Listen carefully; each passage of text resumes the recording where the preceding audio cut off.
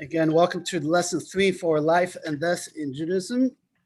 And also today is, as we just discussed, is Tu B'Shvat. Today also is the Yortzeit. Yortzeit in Hebrew means the day, the anniversary of a passing of a person, the anniversary, the year time. And we mark a anniversary, a Yortzeit, on the Hebrew date, because a Yortzeit is connected primarily with the soul.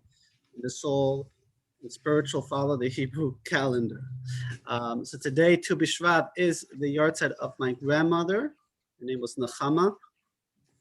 And so... Like one of your daughters. Nechama Bat Pinchas. Yeah, my daughter's named after her. We light a candle. We're going to talk about this today, how to mark Yortzeits. But let this class be a memory of her neshama.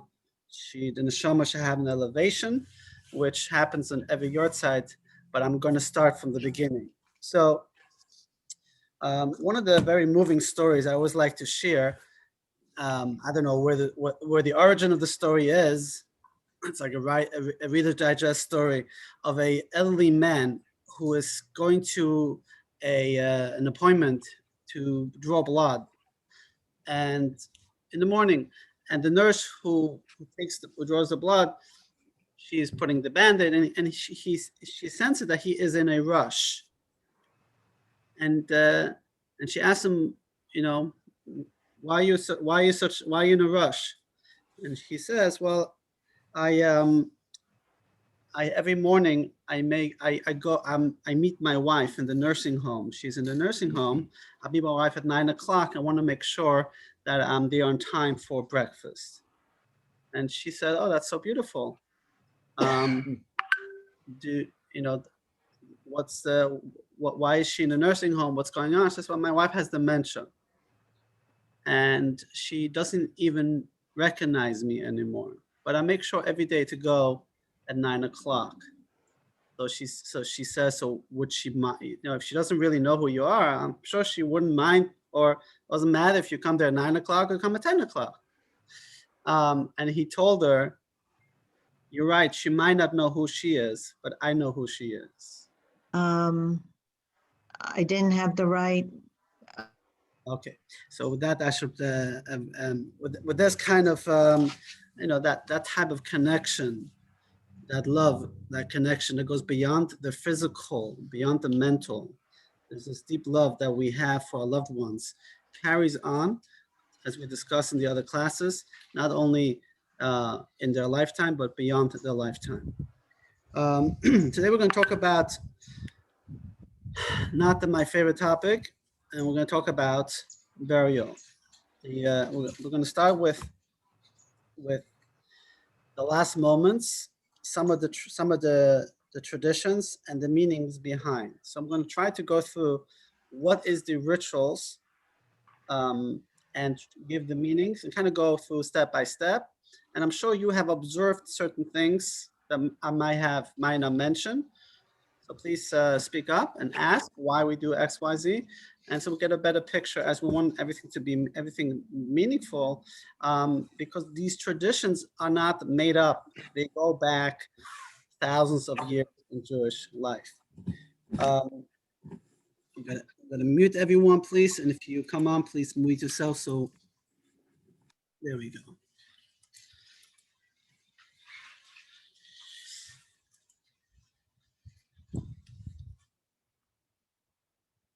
Okay.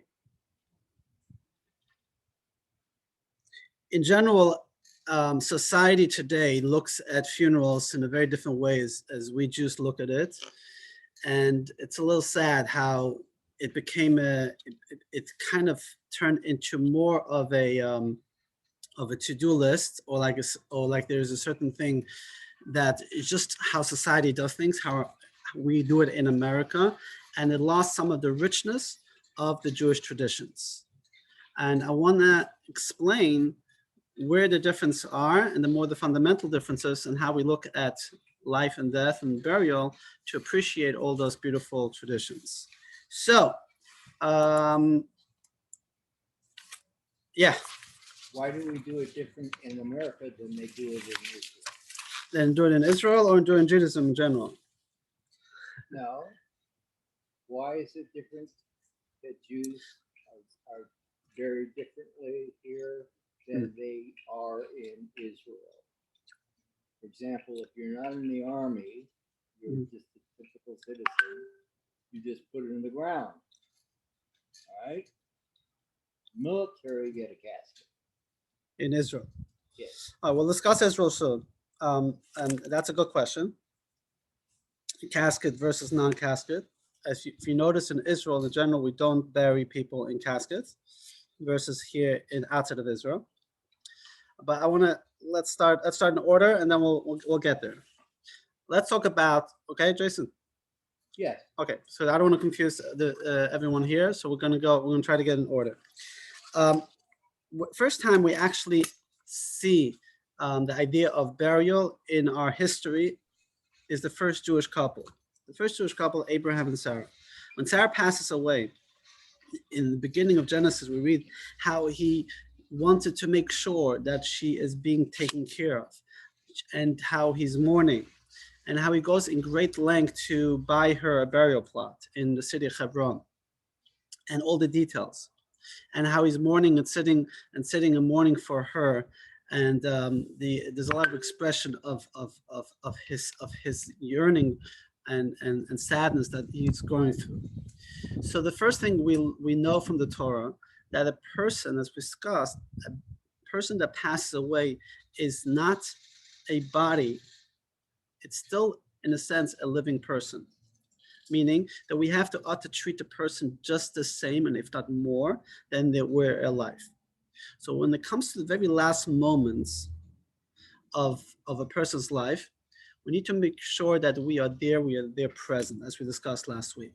But one thing I admit last week is how does we talked more about people sickness and end of life and organ donation, but how does a person himself look at their mortality when a person feels time gets closer? How are they supposed to prepare themselves? So in Jewish tradition, it is important that we leave the world as in the most perfect way possible, that we don't leave anything behind. And when I say that, it means our soul doesn't end at death. The soul transitions to a new era. The soul goes into a new spiritual dimension. But the soul carries along everything that it picked up in this physical world. In other words, when the person dies, it's the end perhaps of the physical body, but not of the spiritual life, not of the soul life. And those activities, the actions, the thoughts, the feelings that a person accumulated over their lifetime, in a sense, moves on with that soul. And what we're trying to do is to kind of realign and fix, so to speak, certain things that we can still do before we get to that stage. Because taking it to the next world makes things a little bit more challenging and complicated. So the more you can take care in this world before your days are over, the better easier transition it will be for the soul. And I'm careful when I say you or me. I'm just talking now in terms, okay? So please forgive me. So the few things, the few concepts is to make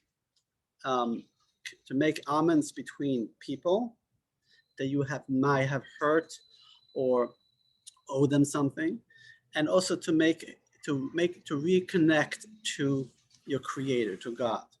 In general, when it comes to repentance, the concept of repentance, we talk about it on Yom Kippur. Right? Yom Kippur is a day of atonement. Yom Kippur is a day we don't just walk into the day and just wait for the day to be over, but in a sense we prepare ourselves for Yom Kippur, because this is the day of judgment, the day of atonement, and you're coming in front of God, and He's going to judge you for the coming year. Just like when you go to a court case, you don't just come in unprepared; you come prepared. You come prepared with your case and try to fix everything possible before you walk in. So in a sense, Yom Kippur resembles the day of our death. And one of the reasons we wear white on Yom Kippur resembles the shrouds that we put on a dead person. One of the reasons we actually fast, we try to be less as physical on Yom Kippur to put us type in that mindset.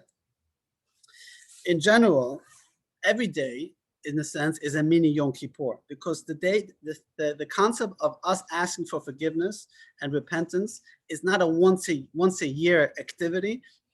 We have that possibility, opportunity every single day. Every single day in our prayers, we ask in the Amida, Slach lanu, please forgive us, Hashem. But when it comes to forgiveness, asking for forgiveness, there are two categories. There's a category of something I have done to somebody else, so between man and man, and the second part is between man and God. I cannot come to God and ask for forgiveness if I hurt somebody else. So first, I need to take care of the relationships that might have strained before I ask God for forgiveness. There are other relationships that are nothing to do with man, rather between me and God, like observance of Shabbat, for example, or eating on Yom Kippur, things that God asked me to do for Him that I may have not done properly, that I can ask God for forgiveness. I don't need to check with anybody else. So when we come to Yom Kippur, there's a custom before Yom Kippur that we go around and we really think about making accounting. Who did I hurt somebody this year? Let me reach out to them. Let me see if I can fix the relationship. Ask them for forgiveness. So similar, and it really gets a lot more serious, is when the person prepares themselves to leave this world. We don't want to leave the world with discord, and to try to do everything you can to try to kind of to reestablish and fix and ask for forgiveness. And that's a big topic, asking for forgiveness. Most people always think that somebody else did something wrong to them. That's a whole nother topic. How do we actually deal with this? What if the person doesn't forgive? There's a certain attempt that you were required to do, and the rest is up to them. But you can come to God and says, I did all in my power to ask them for forgiveness. So it's a good time to call in families, friends. And I always think about, why wait? Why wait till it's the end when you might not be in this proper mindset? Why wait?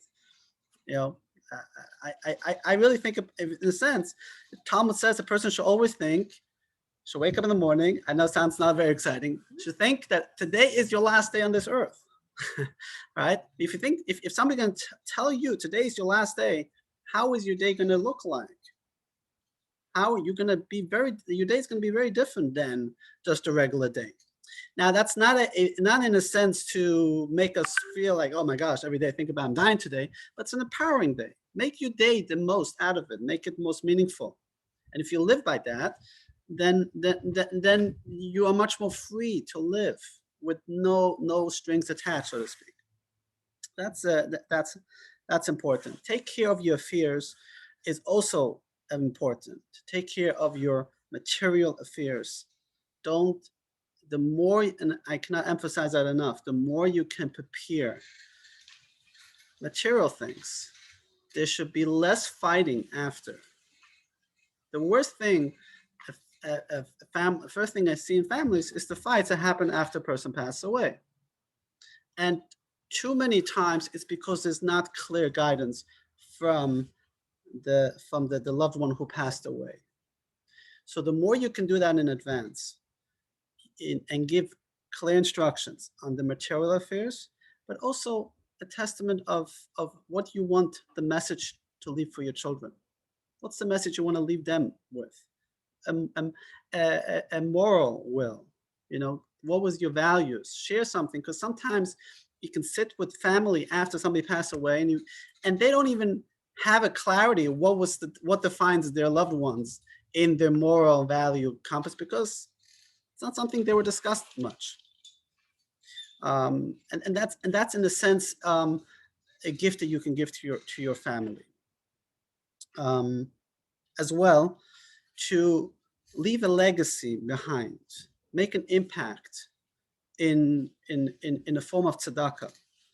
As we're going to discuss, after a person passes away, their soul is now in a very powerful spiritual state, and the greatest joy and desire the soul wants is to do a mitzvah, is to make a change, is to do an action, but it no longer can do so because it's no longer in a body. So one of the big mitzvah is to actually prepare something in your estate, in your will, to leave a legacy, to leave some charity or tzedakah, that your neshama continues to be active in this physical world even beyond your lifetime. And that is a blessing for you, for the person that passed away. And it's also a blessing for the children, for the family, to see that this is what that their loved one is continue living to live on. My father, blessed memory, when he was very ill, my father suffered from cancer. He wanted to write a Torah. He wanted to do the last mitzvah that Moses writes, that every Jew should write a Torah. Now you can't write a Torah yourself, so you commission a scribe to write a Torah for you. Not a small undertaking. And sadly, my father passed away. It takes about 2 years, a year and a half, to write a Torah. But sadly, my father passed away in the middle. And we finished writing the Torah at the first yard site of my father's passing. This Torah, this happened 20 years ago. And this Torah, when I moved out to Venice, my family gave us the Torah to put it in our shul. And every Shabbos I take out the Torah, my father's Torah, I feel my father's presence so powerful.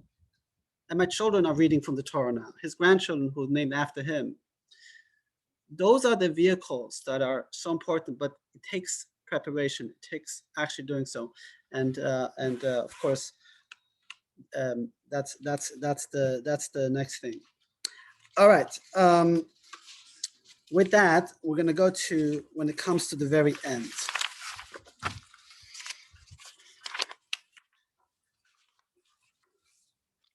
I will send out in the email an attachment of last few of the prayers that are traditionally done, that I have on a PDF that you can share that.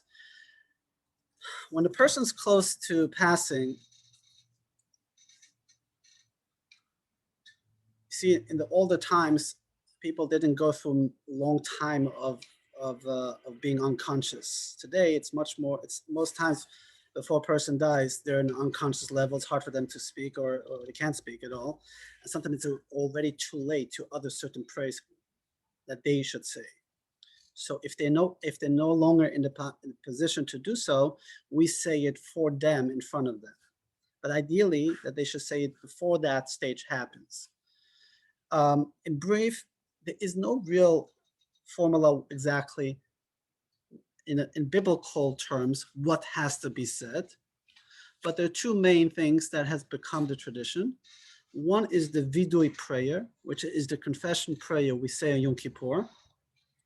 There is a long version and there's a shorter version.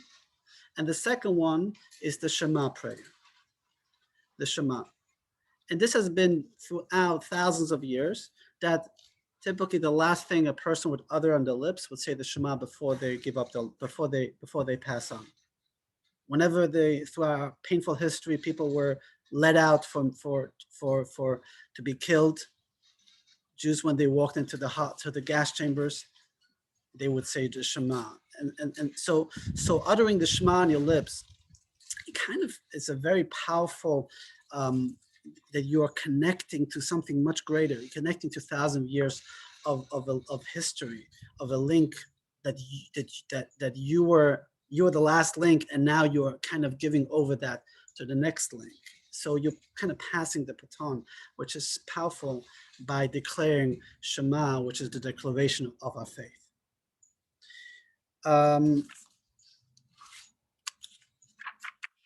Again, if the person is no longer able to do so, you can say it for them, and that should be. And even if they did say it, a bit before, right before they do take the last breath. It's hard to know, obviously, but doctors sometimes see that, this last moments. That is the right time to utter the Shema. When a person, as a person, is in their last stages, we have to be very careful not to do anything to actively speeding the process, because the Talmud says a soul is like a flame on the candle, flame that's on the wick. And just like you have a candle that's about to burn out, right? And a little shake, what happens when you give a little shake? It extinguishes it. The soul that's about to depart is at that level. So touching or doing anything that can even hasten it for a second should not be done. It's discussed last week.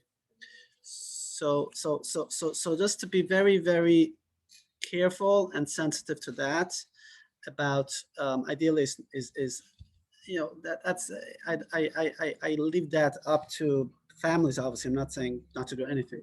Yeah. What's about pain medication? We discussed last week. Pain medication. We discussed it last week. Pain medication like morphine or stuff that we know will expedite. It's complex because you don't want the person to suffer. But if the dose is going to take the person the next second, then probably it's not the right thing to do. Again, I'll leave that. That has to be discussed with the doctor. So there's a balance on that. A person that passed away. I am trying to read on it. There is a custom that you would open the windows of the house. Now, a lot of times in hospitals, that's not practical. You can't open a window in a hospital. So there's a different experience. Somebody passing away in the hospital, in the ICU, in a hospice, or at home. So, but if you can, there is a custom to open the windows, kind of let the soul leave the house. That's the only reason I have seen. Now, coming back, soul and body have this marriage. It's a marriage. And when a person passes away, the soul leaves the body. The soul is in a state of utter confusion. Soul doesn't know what really just happened. And so what we're trying to do is, one of the reasons we try to bury a person as soon as possible, because for the soul, it lingers, so to speak, between this earth and the next earth, the next world, the spiritual world, Olam Haba, and it goes back and forth between the body, comes back to the body, it sees the body, it feels the body. So we want to do everything with those different rituals to alleviate that painful experience, that transition for the soul to be able to move to the next stage of the next world. So opening up the window, for example, we try to cover the body, because we no longer should be looking at a dead body. The reason is the body still has certain part of the soul that's still there until burial, and it's very painful for the body that somebody's looking at the body. Painful for the body soul combination. Let me elaborate on this point. We were created in God's image. B'Tselem Elokim. We were created in God's image. What is God's image? What does it mean we were created in God's image? So it's the soul that God infused in each of us, but the man is the image of God. When the soul leaves, the image of God also leaves that person. So to look at a body that this image of God just left is painful for the soul that's watching it. So we cover the body, and we don't uncover the body for only if it's really necessary. We try to close the eyes. We try to, if it's not in a hospital, the tradition is to actually to lower the body onto the ground, and whoever's present should ask for forgiveness at that point. We light a candle while the body's still there. We light a candle. This is throughout the Shiva, and some people do it throughout the year to keep a candle lit. The candle resembles the soul, and there's a certain comfort for the soul, as we're going to discuss, that it still remains in the house. Hence, we have Shiva in the house to see a candle being lit for that soul. We cover the mirrors, right? What's the reason we cover the mirrors? Going back to the image, the soul, so the soul either doesn't want to see itself, so to speak, in the mirrors, or we cover the mirrors because we don't want, we kind of express this image that was in this house was lost. When a mirror is seeing an image, so we expressing this image was just lost. Rabbi? Yeah. Two things about the mirrors. I was brought up, we covered the mirrors so that the people who are mourning don't have to concern themselves. They shouldn't be concerning themselves with appearance and presenting themselves. They should. That's another reason. Correct. Yes. And were you going to talk at all about Tahara? Absolutely. I'm going to Tahara and Cheva Kadisha will be topic of next week. Okay. And I actually found a short documentary on it. I've done Tahara. That's why I wondered. Good. Because that Tahara Cheva Kadisha, I want to really do a full segment on that itself. So we will touch on because that's another very meaningful, and by all means, I would love to hear from your experiences. Typically, people always ask, what am I supposed to do now, right? What am I supposed to do now? So it's at least the way it's done here in America is the funeral homes at that point take over to take the body into their care. So it's helpful to have clarity already if you have pre-arrangements to know which funeral home to give that information typically to hospice, or the hospital would ask at that time. It's if I miss saying that pre-arrangement is really a not the word blessing, but is you alleviate a lot of stress to your family if they have to figure it out after it happens. So the more you can do pre-arrangements, and we have worked here at our local funeral home and I sat down with them to create like a package. What is the Jewish tradition? So they don't sell them stuff that you don't need, or you think you might want something that it can go against Jewish tradition. I'm educating, just similar like this class. I'm giving education to our local funeral homes, so they are educated to know what is important, and having that in place, then and knowing, and they have it that you want it to be done within the Jewish tradition, they will then be able to accommodate that as well. The worst thing is to be able to send it to the wrong funeral home, or a funeral home that doesn't respect certain Jewish tradition or can accommodate, and then have to be switched. It always creates just a mess. So if you're local here, I'll be happy to give you guidance where and how to do things. At that point, and there's no rush to pick up the body, so to speak. There's no rush in sense like, there's something. When I say no rush, it doesn't have to be the first hour. Something comforting if the family's still there, people are around and there, because one thing that's the next topic, there is a concept not to leave a deceased person alone. The Talmud says it's like if you leave a deceased person alone, it's like an expensive vessel you leave on the highway that just you disrespect it. For that reason, there's a concept called shmirah. Shmirah in Hebrew means guardian. Shmirah, shomer is a guardian, to protect, to guard the body. In addition of out of respect that we don't leave a body alone, there is in mystical teaching, there is a concept that there are different energies. There's holy energy and there's impure energies. And impure energy attach itself to dead things, something that's dead.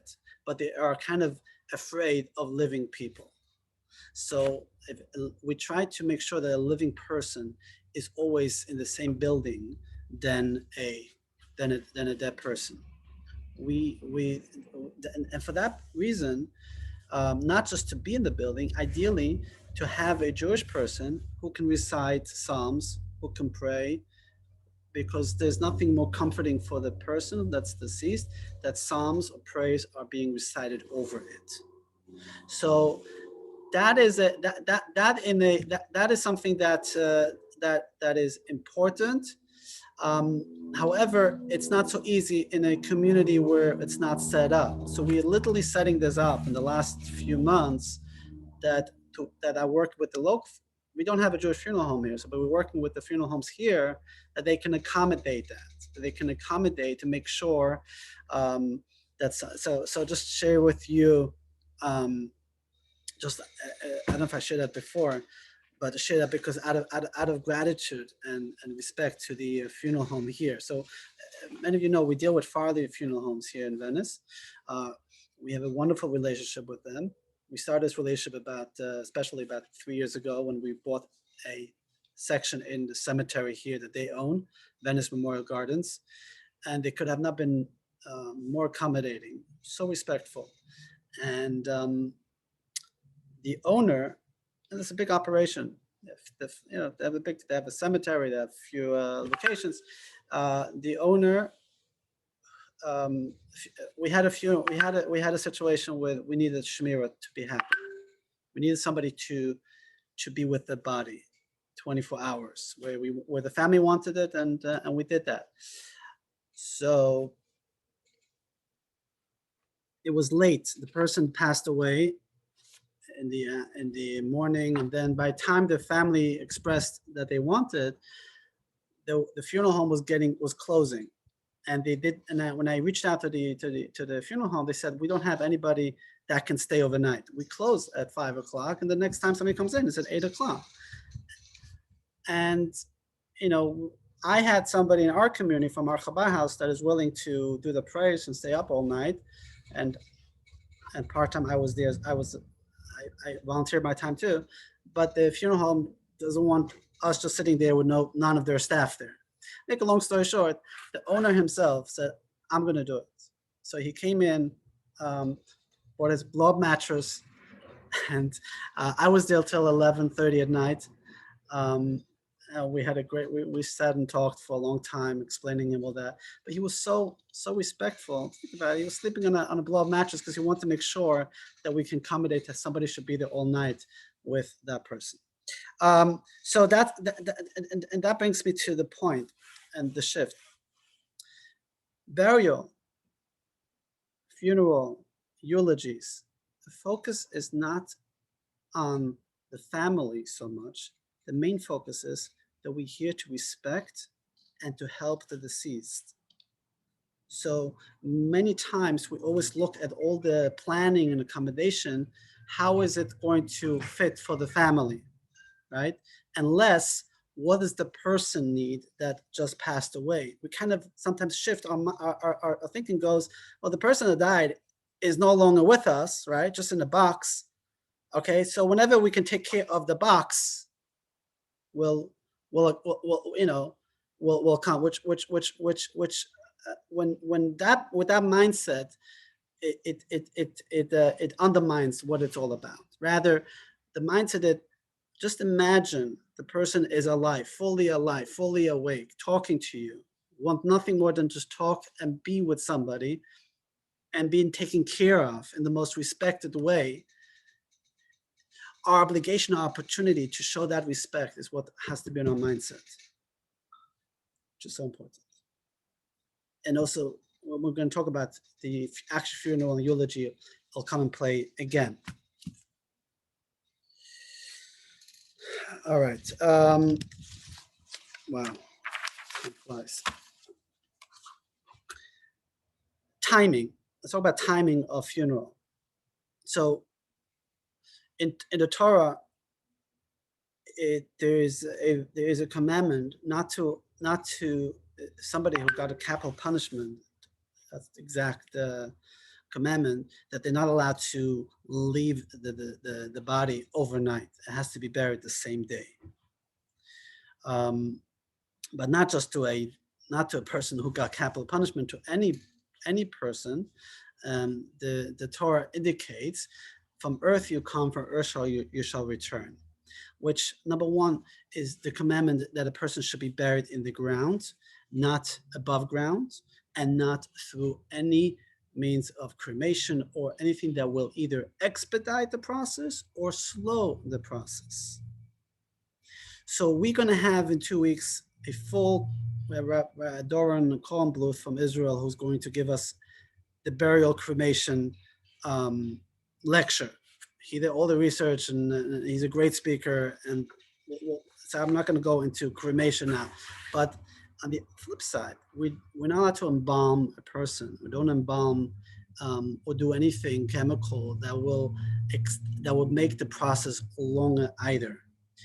Touching the body or doing any surgery or any cosmetic things is a disrespect to the body. It's a complete disrespect. Again, we do it more because we want to have a viewing. We want to remember the person that way, but it's a complete disrespect to the body as it is now. Rather, we need to let it bury the way they passed away in the shrouds, as we're going to discuss the horror soon. But in timing, we want to do it as soon as physically possible. As physically possible, because it is, as I mentioned earlier, also painful for the body to be not in the ground. It is the soul-body separation that is painful, as long as the body is still not buried. There's something very comforting for the person, for the soul and body, once they are buried. So if you can, to do it the same day, then by all means. Is it okay to wait overnight? Yes. If it's not physically possible, if it's out of respect for the person, for the deceased, again, meaning a loved one wants to come in. But again, let's have the mindset, it's out of respect of the deceased. Deceased wants to be buried as soon as possible, so let that family member try to come over as soon as possible, not when their work schedule works out. Typically, we don't want to wait more than two days. It's like 3 days. It depends on the circumstances, again, but it is sometimes when a person cannot come in, because like I discussed in lesson 1, somebody's in South Africa, or it is a weekend. By the time they're going to come, it's going to be 6-7 days. It's unacceptable to actually wait. Rather, the children should understand that this is the greatest respect they can give to their loved ones by them having to be buried.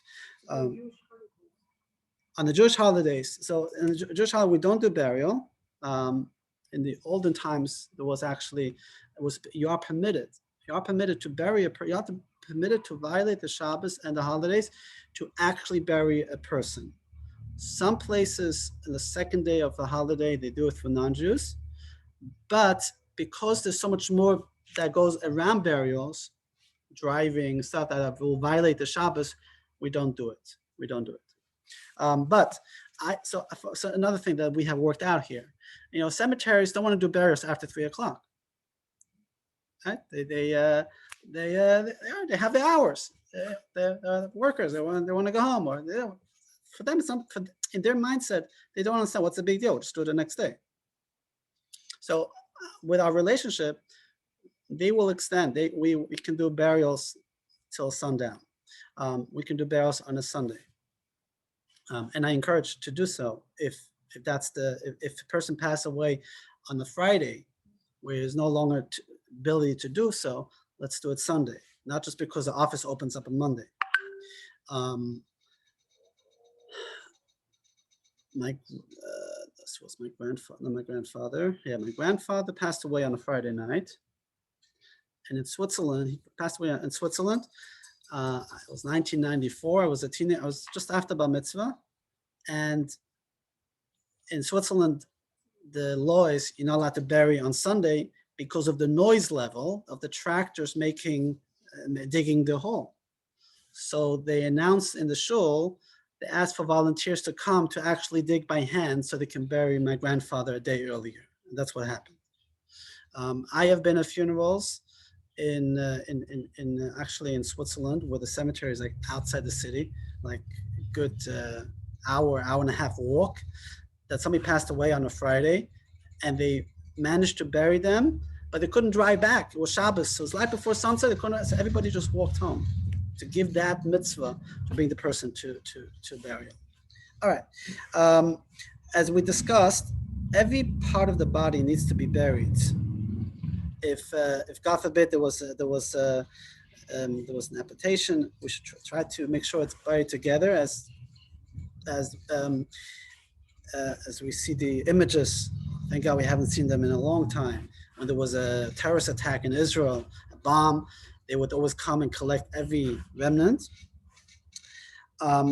Before we bury, critical is the mitzvah of performing tahara. Tahara is the ritual washing and praise, as said, over the body, dressed in the shrouds to prepare for burial. This process is done by the Chevra Kadisha, the burial society, which is an extraordinary group of people in every community that quietly go and do this sacred task, as we're going to discuss in length next week, how this is being done. And I highly encourage and recommend you educate yourself about it, the beauty of it, and the gift that you can do that for yourself and to your loved ones. So tahara, in other words, if it will be a time where it's either burial or tahara, well, with tahara comes first. You cannot skip a tahara out of any circumstances, with the exception a person who got injured in an accident, or where there's obviously the body is no longer properly intact. At that point, we don't do tahara. We'd actually, depending on the situation, which I don't want to go into details, but we would sometimes just put the shrouds on top of it, and that's how it's done. Okay, that covers the preparation for burial. Yeah, you have a question. Go ahead. Yes, the question in Israel, I know that is there like in a bomb blast, the rabbis come and they pick up. Yeah. Yeah, and the bomb blast is the organization called Zaka. They're trained volunteers, and they will come and pick up every little remnant, even blood. They will try to suck out any earth that has blood. They will pick and put in bags. I mean, that's true. I just remember, I always tell people, the funeral homes, the funeral directors, they are paid to serve you, not the other way around. Sometimes, the funeral home said they can't do it. Well, you pay them, they're serving you. So you got to sometimes speak up when they don't want to listen or do something. All right, I want to move on to the actual funeral. Who is required to mourn? So mourning is a very important part of to allow the person who died to transition to the next world, that people who are close are mourning that person, and B, also for the family who's behind, that they can kind of transition themselves. Each aspect of the mourning tradition is a spiritual and a psychological process to allow a person to go that. So who was halachically obligated to mourn? So they are as follows. It's a parent, father, mother, brother, Friends, sister, no, children, and a spouse. So these are the immediate family that are halachically obligated to mourn. For example, tearing kriya, we're going to discuss, tearing the garment, sitting shiva for 7 days. These 7 categories: so father, mother, brother, sister, son, daughter, and a spouse. Tislachli. Huh? Tislachli. Oh, yeah. Why Why those 7? nine people have to be? It has to be 9. Oh. So it's reason 9. Oh, you mean a minion? About 10 people for shiva? Yeah. We'll get there. We'll get there. But there's seven immediate families. Okay. Just father, mother, brother, sister, not brother-in-law, not sister-in-law, son and daughter, Blood bells. and spouse, not grandchildren. Doesn't mean they're not allowed to mourn. They're allowed to mourn, but they're not required. We say required, an obligation.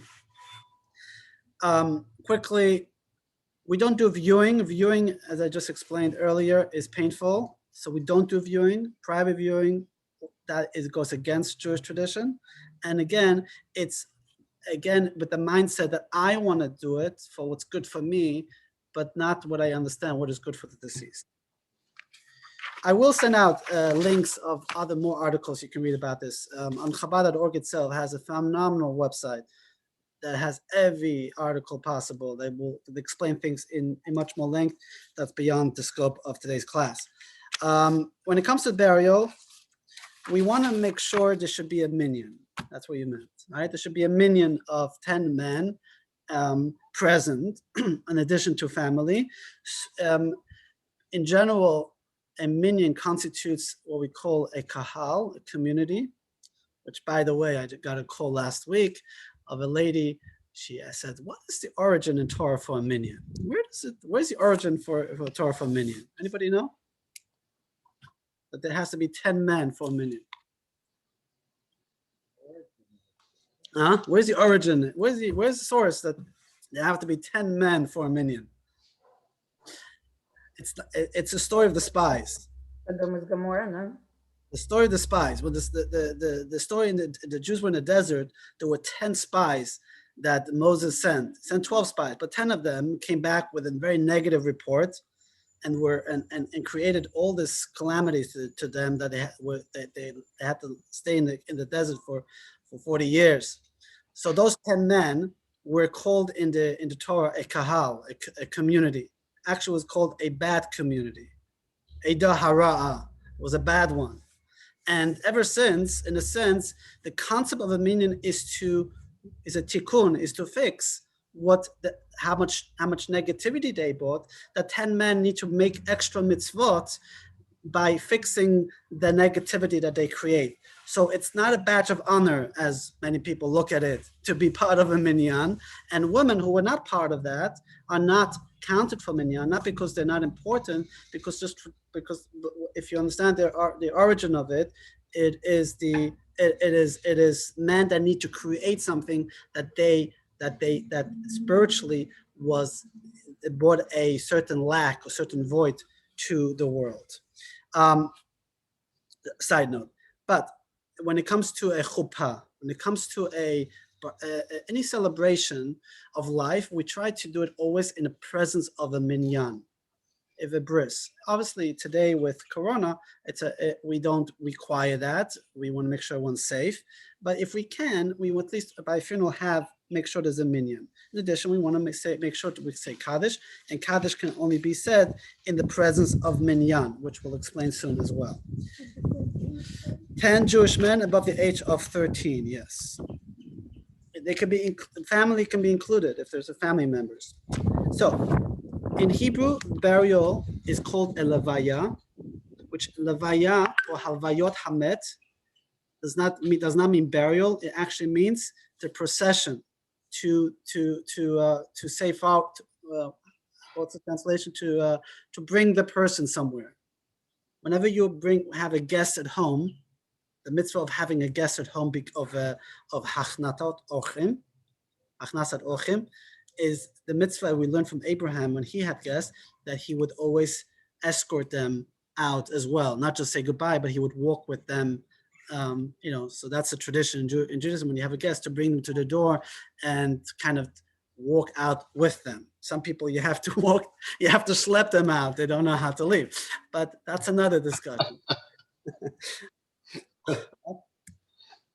What's the difference of Jews and Gentiles? Gentiles, how's it go? Gentiles say bye, goodbye once and leave. Jews keep saying goodbye but never leave. Something like that.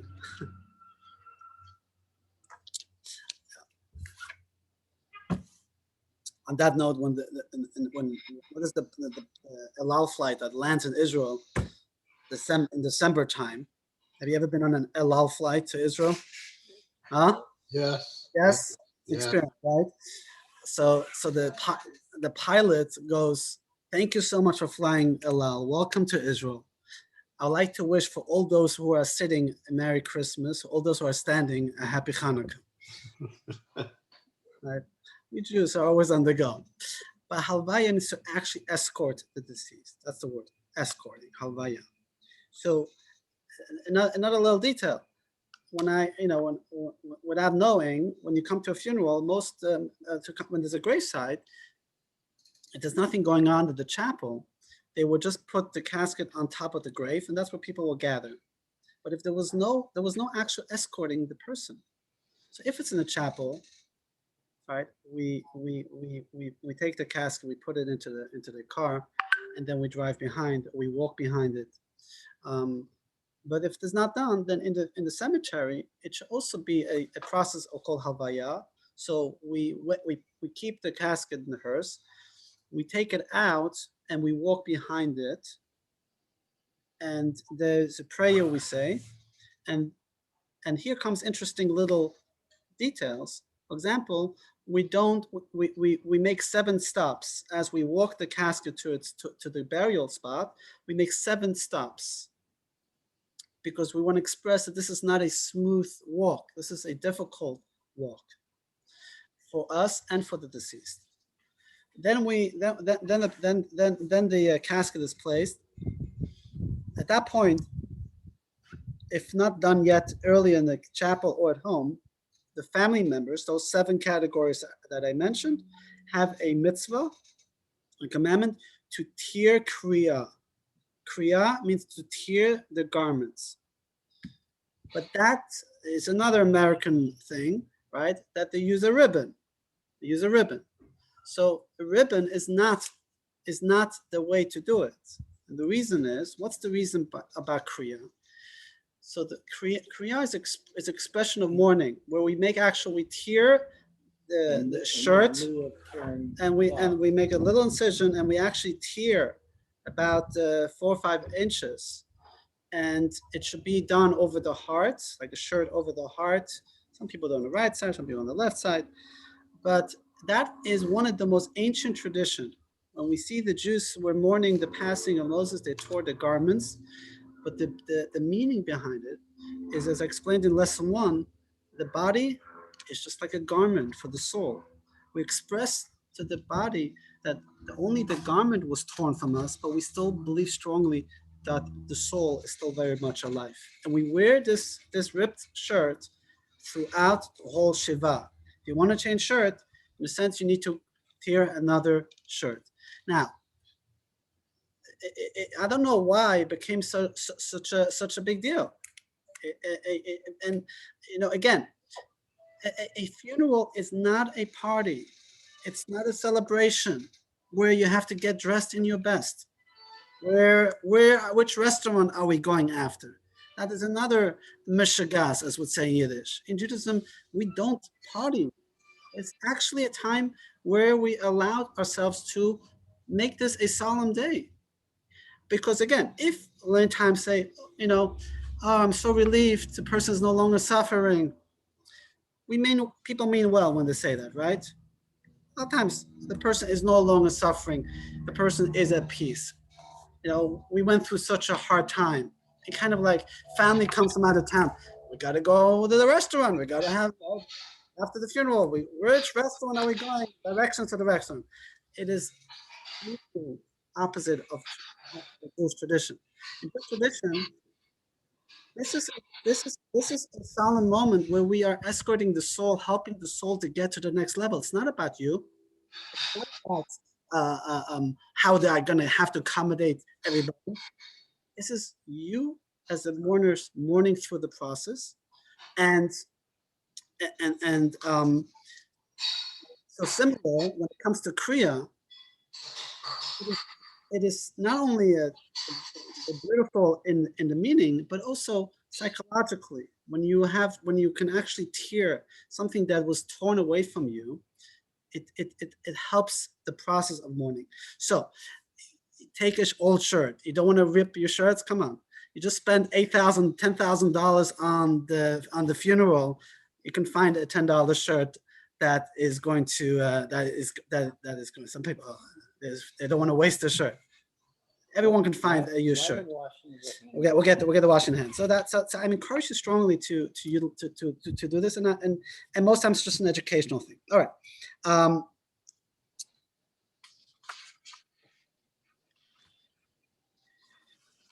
At that point, eulogies are shared either at the chapel before or at the graveside. And again, eulogies should be very strongly about the deceased, not about the deceased, what they have taught and what they have kind of left as a legacy.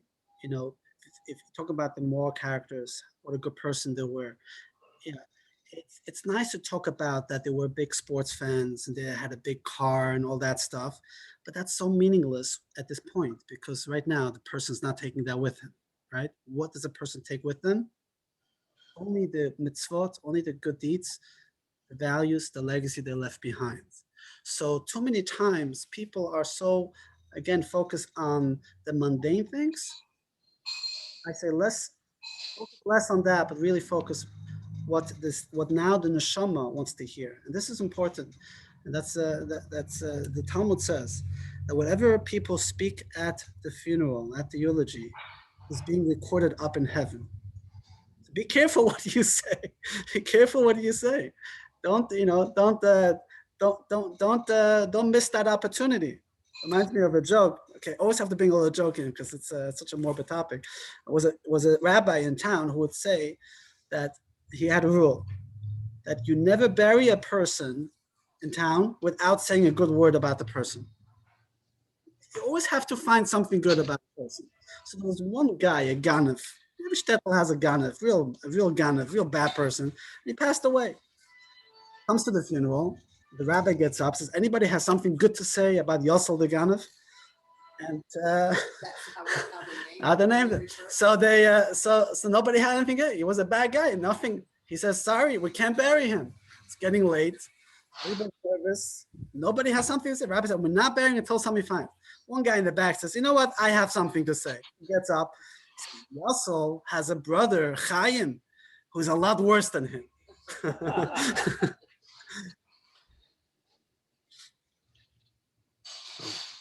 All right.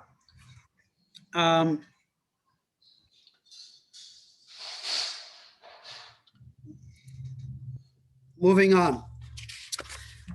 At that point, it is also a mitzvah to help bring the person to actual burial, which one of the things we do is we sprinkle earth from Israel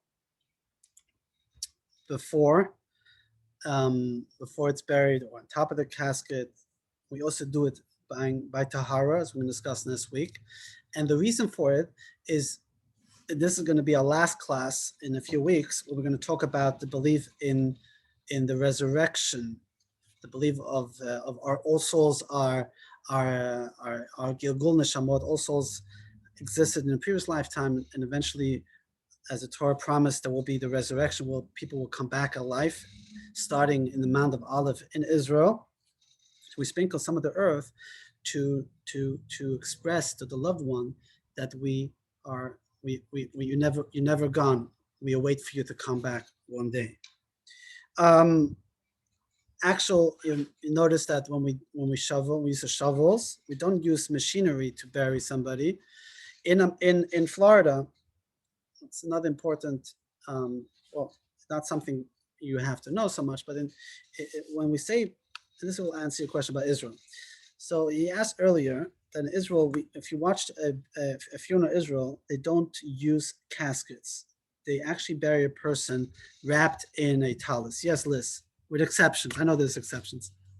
Liz has something to share, but she is actually in A Israel. white sheet, a white sheet. You have to unmute yourself. Go ahead. But yeah, I mean, I was at the burial for my friend's husband and watched several bodies wrapped in shrouds, slid into the ground. Yep. And it kind of, was a little bit unsettling when you haven't seen this. Yes. And then I watched President Rivlin's wife die, and she was in a box, in Har Herzl, the big cemetery with all that. She was in a box, and I said, "Oh, I know what my goal is now: how to get in a box." Marry the president. Yeah, in Israel, if you're real famous and you're in that top tier of the cemetery that's not Yeah. on the Mount Olives, they get a box. Okay, so here's the thing though. Box, not box. In essence, there should be no separation between the ground, the earth, and the body. So number one, and I said earlier, we're not allowed to slow the process. When it comes to a casket, we use a very plain casket. We don't use any fancy casket. I'm going to talk about this more when we do Torah. But for sure, we're not allowed to is have any metal in the casket because it has to disintegrate. So no metal. So even the caskets that we use have absolutely no metal. I took a few pictures at our last Tahara we did, not of the Tahara, before that, of the casket to show you how they manufacture this casket with pins and glue that they don't, there's no absolutely, there's not even a screw in there. Now,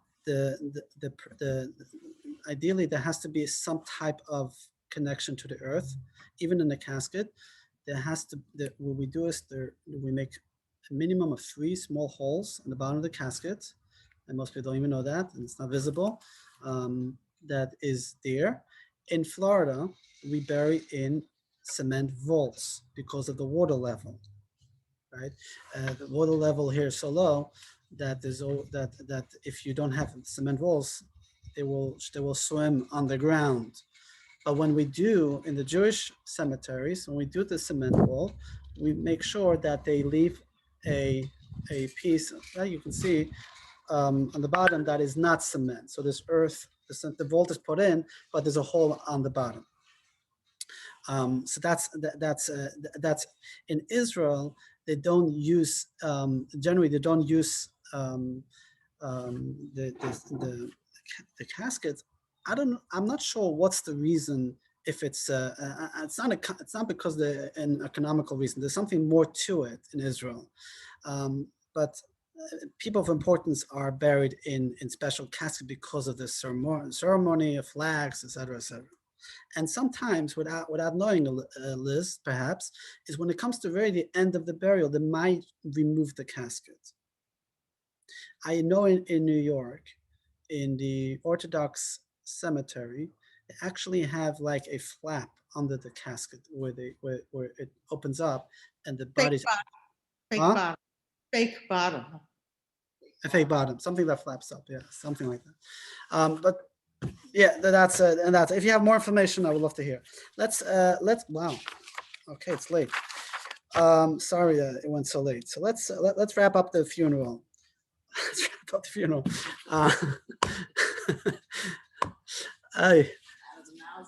Yes, exactly. We use a shovel, and when we use a shovel, we use the back of the shovel, not the front of the shovel. We try to express that this is not a simple, not regular, just using a shovel with earth. That's a painful activity for us. So the first 3 shovels, we use the back of the shovel, and then we would, then you can continue. At that point, after a burial is done, the Shiva begins. We do not comfort the mourners officially until after burial. It's important to know. Matter of fact, we change shoes. We're doing Shiva. We're not supposed to wear leather shoes like in Yom Kippur, so non-leather shoes. But when do you change the shoes? Actually, it is right after the burial. And you want to do that transition that even if you don't wear leather shoes typically, you should wear leather shoes at the funeral, bring your sneakers with you, and then right after that, you switch your shoes. That's another concept. But more important is we make a row of people, and we let the mourners to walk through the row, and we give them traditional mourning morning wish of Hamakom Yenachem Etchem Besoch Sha'av Letziyim B'Yerushalayim, which means Hashem should comfort you amongst all the mourners of Jerusalem. Kaddish is said earlier. I forgot to talk about Kaddish. We don't have time. We will resume on that. But at that point, Shiva starts. Now, Shiva is the word Shiva means 7 in Hebrew from Sheva, or Shiva also means to sit. So sitting 7 is really what Shiva is about. And when does the 7 days start? From the day of burial for the people that are present at the burial. If a family member is not present at the burial, their Shiva count starts from the day of the passing. So if somebody dies today and they are buried on Friday, tomorrow, their family Shiva will extend 1 day who is there at the burial, but people who could not come to the burial start Shiva right the day of the passing. 7 days, it's not 7 full days, it's 6 days plus 1, meaning on the 7th day in the morning, we get up from Shiva. We don't do 7 full days. But not on Shabbat.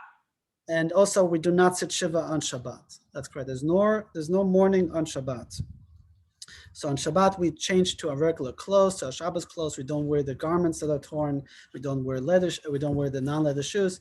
We're not allowed to sit Shiva on Shabbat. I'm going to stop here because it's way over time, and we're going to resume next week. I'll take some questions. I'll resume next week a little bit at the end of Shiva, some customs during Shiva, and I will also touch on Kaddish. And I said one thing, when we leave the cemetery, we wash our hands. We're going to discuss washing hands as well. But we wash our hands. Why? Every time you go to a cemetery, every time you go into a cemetery, every time you're in a place where there is a dead person, there's a certain spiritual impurity, which is not a negative thing, that befalls on your body. So in the times of the temple, you had to go to a mikveh. We wash our hands, like when we spoke in lesson 1. When you wake up in the morning, you went through some type of a death experience. First thing, you wash your hands. Same reason. We wash our hands. After funeral, we wash our hands. We don't dry our hands because we don't want to kind of dry off the experience. We want to take the experience with us. This is a moment, as King Solomon says, better is to attend the house of mourning than the house of celebration. Why? It says, when you go to a house of mourning, your heart pays attention to the living. Your life becomes more meaningful. So the whole experience that we talked about is to give us more of a deeper appreciation for life and meaning. So we don't want to kind of wash our hands and walk away from it. We covered a lot. Any questions from the people on Zoom? Yes. Rabbi, just a suggestion. When people in the audience ask you a question, we people on Zoom can't hear it. So would you please repeat the question from now on? Yes, I will try, Marcy. Remind me if I don't do it. Rabbi? Yes, Ronnie. Ronnie, go ahead. You have to unmute. There we go. I recently buried my brother who died during COVID. It's a long story, but we buried him in Israel. He died on a Thursday night in California. Sorry, on a Friday night in California. And we flew to Israel and buried him. He's buried in Beit Shemesh.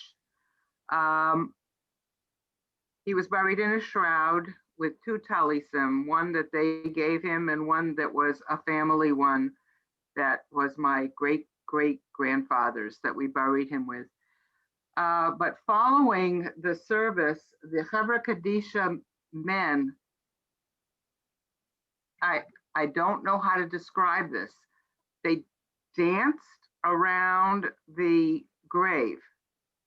They chanted, they held hands like this, almost like you're doing an Israeli dance, and marched danced, I don't know how to describe it, around the grave, singing and chanting. None of us understood it, even the most religious, observant people among us. None of us could explain what this was. Have you any clue? I think I've seen this before, and I know that Israel and Jerusalem specifically has their own customs. They have certain customs, minhagim, that they do. But I think I didn't know that they were dancing. They perhaps were like, maybe they were saying things. There is a prayer of seven circles. They did 7 circles? Maybe. It could have been 7 times.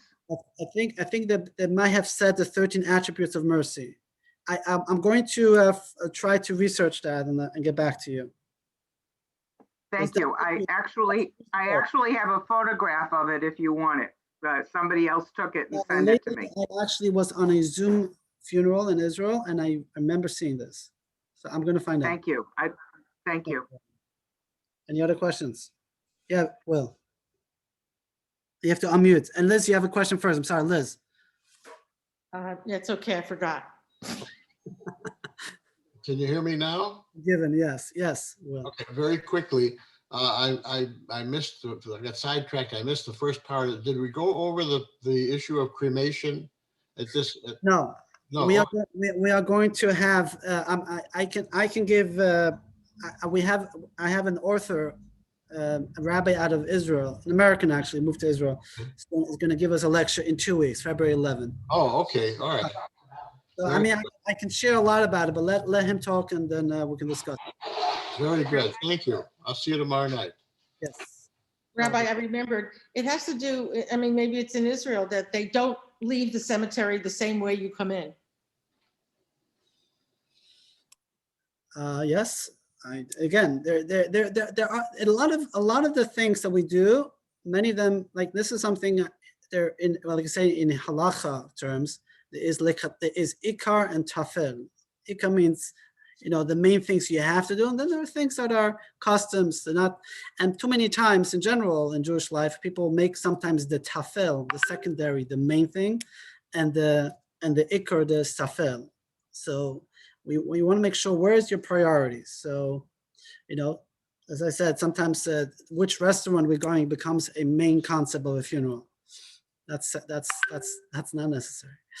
Anyway, what else? Any other questions before we sign off? Anybody in the crowd? Questions? Irene, yes. I'm going to repeat. The traditions are the same for men and women. That's the question is, are they the same? In general, yes. When it comes to tahara, obviously, the women do it for women, men do it for men. Women are not buried in their talit. There is not much of a difference. In cemeteries, I make sure in our cemetery that men are buried next to the spouses, and that a man should not be laying next to a woman that's not their family or related. So when we plot out or we do plots, we do male, female, female, male, so on. How to dress the body? We'll address it next week in Tahara. Okay? Yes. Next week I'll have some show and tell. Yes. One more question. My notes are not good. Yes. And I noticed you had a lot of written stuff there. Is there any? I will try to put together some notes. I don't have a curriculum for this course. I literally write notes myself, what I want to discuss, make sure not to leave, and I want to allow it to flow because people have experiences and answer questions. But I'll give you the recording. You can take notes again and listen again. Huh? Thank you. Thank you. Thank you. Thank you, Rabbi. Thank you. I wish everyone health and stay safe and a good Shabbos. Thank Happy to be shot again. Shabbat shalom. Thank you. Shabbat Not yet.